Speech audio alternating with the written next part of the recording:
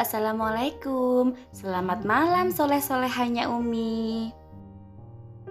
Sebelum bobo, kita baca cerita pengantar tidur dulu ya nak. Malam ini Umi akan bercerita sebuah buku yang berjudul 15 cerita ajaib dalam Al-Quran. Sudah siap mendengarkan cerita Umi? Kisah sapi betina. Dan ingatlah ketika Musa berkata kepada kaumnya, Allah memerintahkan kamu agar menyembelih seekor sapi betina. Mereka berkata, apakah engkau akan menjadikan kami sebagai ejekan? Dia Musa menjawab, aku berlindung kepada Allah agar tidak termasuk orang-orang yang bodoh. Quran Surat Al-Baqarah surat kedua ayat 67.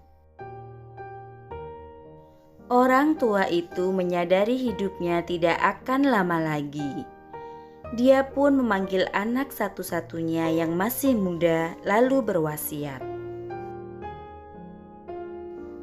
Anakku, jagalah dirimu baik-baik.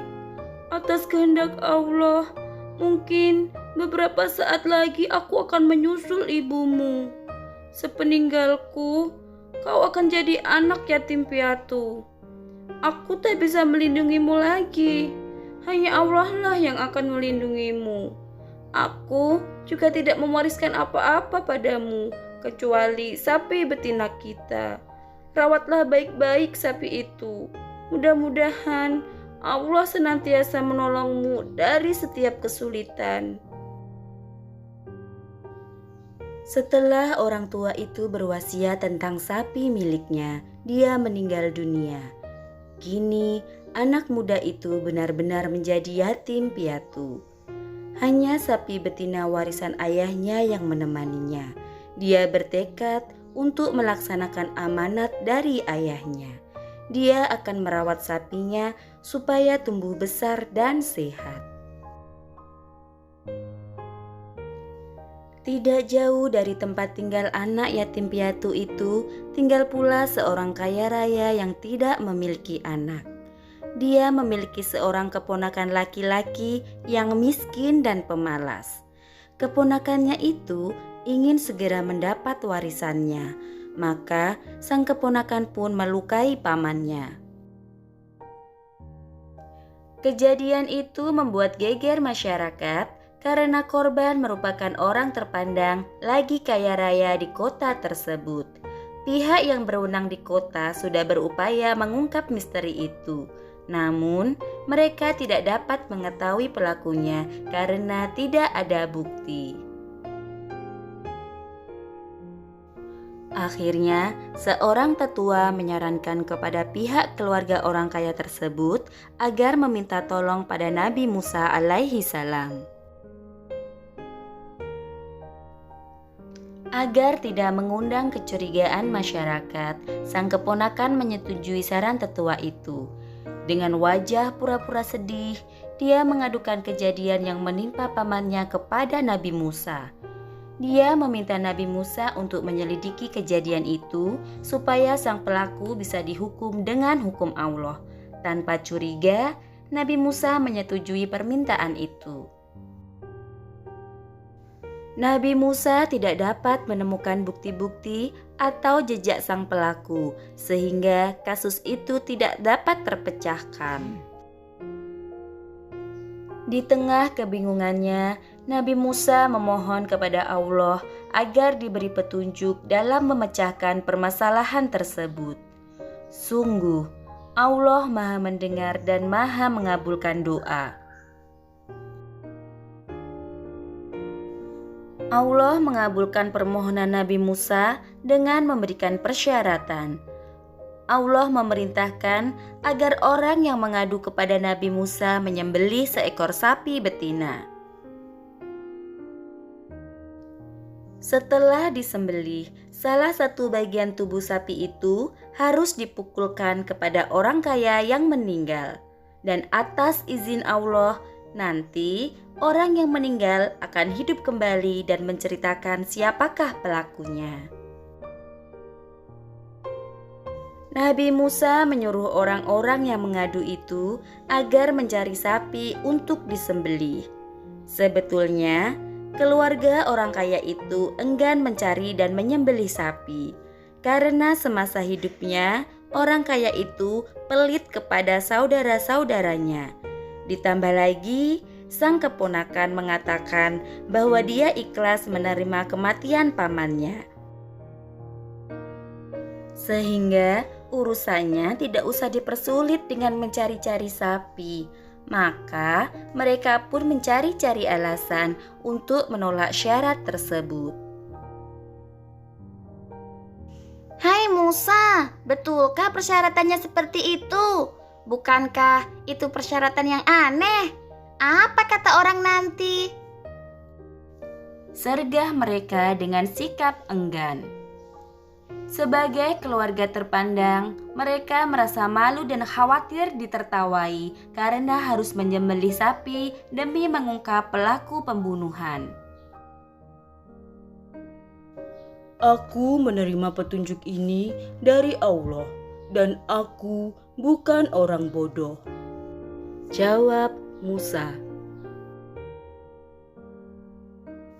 Kalau begitu, tolong dong tanyakan pada Tuhanmu, sapi betina seperti apa yang harus kami sembelih? Orang-orang itu berkilah dengan alasan persyaratan yang diberikan kurang jelas. Nabi Musa kembali memohon petunjuk kepada Allah. Setelah mendapat jawaban, Nabi Musa menyampaikan kepada mereka. Allah berfirman bahwa sapi betina itu tidak tua dan tidak muda, pertengahan di antara itu. Sekarang kalian cari sapi seperti yang disyaratkan Allah. Coba tanyakan lagi Musa, apa warna sapi yang disyaratkan Tuhanmu itu? Bukannya segera mencari sapi, mereka malah mengulur waktu dengan pertanyaan lain. Menurut Allah, sapi betina itu berwarna kuning tua. Setiap orang yang memandangnya pasti menyukai sapi itu, ujar Nabi Musa setelah kembali mendapat petunjuk dari Allah. Sesungguhnya ciri sapi betina yang disyaratkan Tuhanmu itu masih belum jelas bagi kami. Mintakan ciri-ciri yang lebih detail lagi dong Musa, pinta mereka. Nabi Musa pun kembali memohon petunjuk kepada Allah. Allah berfirman bahwa sapi betina itu belum pernah dipakai untuk membajak tanah dan mengairi tanaman. Sapi itu tidak cacat dan tidak ada belangnya, betul-betul sapi yang berkulit mulus, jawab Nabi Musa. Sulit juga ya menemukan sapi seperti itu. Kemana kami harus mencarinya? Ujar mereka. Demikianlah sifat Bani Israel. Mereka banyak bertanya hanya sebagai alasan untuk tidak mengerjakan perintah Allah. Karena ciri-ciri sapi yang disyaratkan Allah sangat detail, mereka mengira tidak akan menemukan sapi yang demikian, sehingga mereka bisa beralasan untuk tidak melanjutkan penyelidikan kasus itu. Namun, ternyata sapi yang dimaksud ada di dekat mereka. Iya, sapi warisan yang dimiliki seorang anak yatim piatu memiliki ciri-ciri yang disebutkan Allah. Nabi Musa menyuruh orang-orang membeli sapi tersebut pada si anak yatim piatu. Tentu saja si anak yatim piatu tidak melepaskan sapinya segampang itu. Dia sudah berjanji pada ayahnya untuk merawat sapi itu baik-baik. Nabi Musa menyampaikan kepada anak itu bahwa sapinya akan digunakan untuk menyelesaikan masalah hukum. Karena rasa hormatnya kepada Nabi Musa, akhirnya anak itu mau menjual sapi betinanya asal dibeli dengan harga mahal. Nabi Musa pun menyetujui permintaan anak itu. Nabi Musa menyerahkan harta milik orang kaya yang meninggal kepada si anak yatim piatu untuk ditukar dengan sapi betina miliknya. Sang keponakan mulai risau. Mungkinkah kejahatannya akan terbongkar? Tentu saja, Allah Maha Benar. Setelah sapi betina itu disembelih, salah satu bagian tubuh sapi dipukulkan pada mayat. Dan atas izin Allah, dengan ajaib mayat tersebut hidup lagi. Matanya terbuka lebar layaknya orang bangun tidur. Siapa yang membunuhmu? Tanya Nabi Musa. Orang kaya yang hidup lagi itu menunjuk keponakan laki-lakinya sebagai pelakunya. Nabi Musa pun menjatuhkan hukuman kepada sang keponakan dengan hukuman yang ditetapkan Allah. Setelah semuanya jelas, orang kaya itu kembali menutup matanya dan tak bergerak lagi. Dengan demikian, cerita malam ini selesai. Selamat tidur soleh-solehanya Umi. Jangan lupa berdoa sebelum tidur. Mimpi indah bersama ayah bunda. Dan besok kita bertemu kembali. Jangan lupa subscribe, komen, dan share ya teman-teman.